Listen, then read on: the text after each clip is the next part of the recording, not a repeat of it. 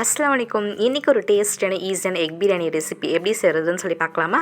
First நம்ம egg boil பண்ணிக்கலாம். 4 முட்டை எடுத்துருக்கோம். அது கூட கொஞ்சமாக உப்பு போட்டு நம்ம வேக வச்சு எடுத்துக்கலாம்.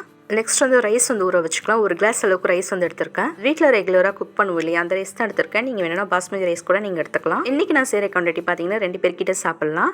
3 வெங்காயம், 1 தக்காளி, பச்சை மிளகா, புதினா, மல்லித்தழை எல்லாம் கட் பண்ணி வச்சுருக்கேன். இப்போ நம்ம செய்ய ஆரம்பிச்சோன்னா ஸ்டவ் ஆன் பண்ணி அதில் ஒரு குக்கர் வச்சுருக்கேன். தேவையான அளவுக்கு கீயும் ஆயில் ஆட் பண்ணிக்கோங்க.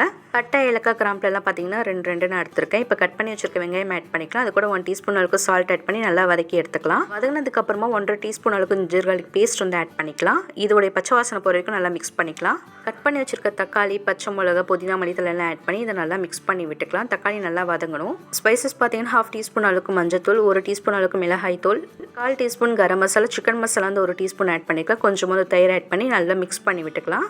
ஒரு கிளாஸ் ரைஸ்க்கு பார்த்தீங்கன்னா 2 கிளாஸ் தண்ணி, அந்த அளவுக்கு மெஷர் பண்ணி பார்த்துட்டு உப்பு காரெல்லாம் கரெக்டாக இருக்கான்னு செக் பண்ணிக்கோங்க. பத்தலைன்னா இந்த ஸ்டேஜில் நீங்கள் ஆட் பண்ணிக்கலாம். இப்போ நம்ம வாஷ் பண்ணி வச்சுருக்க ரைஸ் ஆட் பண்ணிக்கலாம். பாயில் பண்ணி வச்சுருக்க எக்கையுமே ஆட் பண்ணி ப்ரெஷர் குக்கர் மூடி போட்டு ஒரு 2 விசில் விட்டு எடுத்துக்கலாம். ஸ்டவ் ஆஃப் பண்ணிட்டு ஒரு 15 மினிட்ஸ் கழிச்சு தான் நான் ஓப்பன் பண்ணி பார்த்தேன். ப்ரெஷர்லாம் ரிலீஸ் ஆனதுக்கப்புறம் ரைஸ்லாம் பார்த்தீங்கன்னா நல்லா உதிரியாக சூப்பராக வந்துருந்துச்சு. நீங்களுமே இந்த ரெசிபியை ட்ரை பண்ணி பாருங்கள். இந்த பிரியாணிக்கு பார்த்தீங்கன்னா ரைத்தாவோட சாப்பிட்டு பாருங்கள், சூப்பராக இருந்துச்சு. தேங்க்ஸ் ஃபார் வாட்சிங்.